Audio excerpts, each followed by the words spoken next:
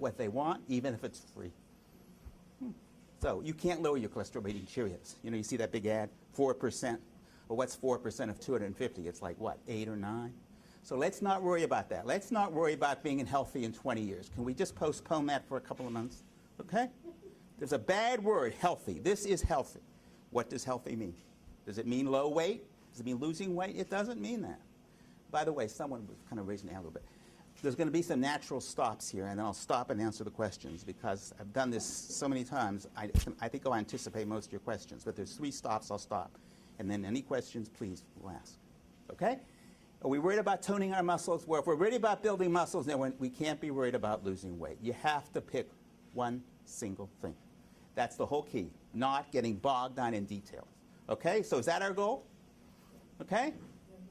All right. There's 2 issues here.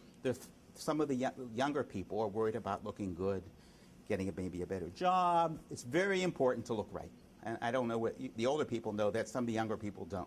An employee is looking at the person. And sadly, a fat person to an employer looks lazy.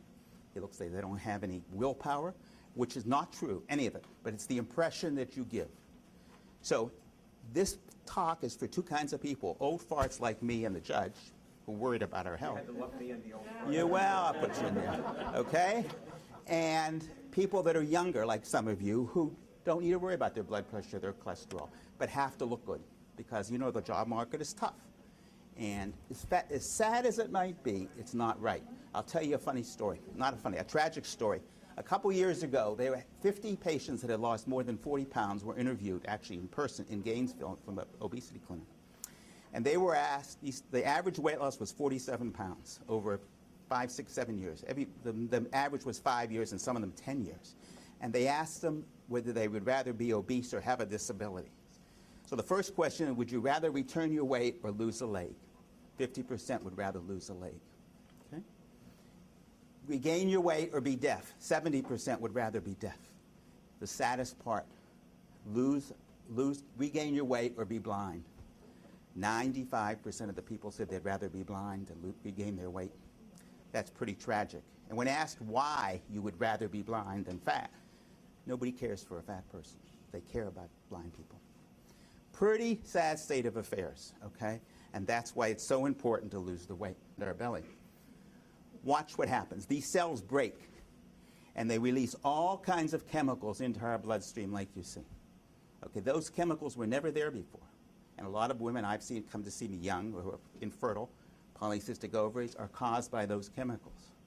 High cholesterol are caused by those chemicals, not, we used to think they were associated conditions. That's not true. There's a cause and effect.